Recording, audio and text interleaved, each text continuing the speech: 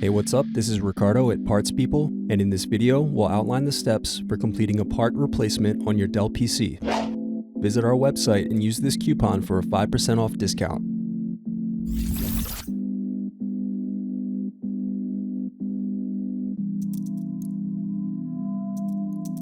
First, unscrew and remove bottom base.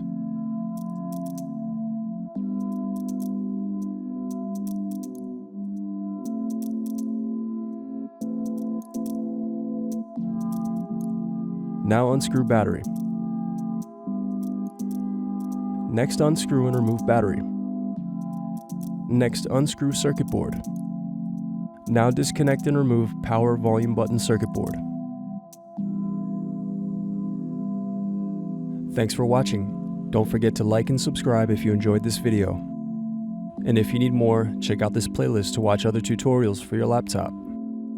You can also click here to find parts for your laptop at partspeople.com.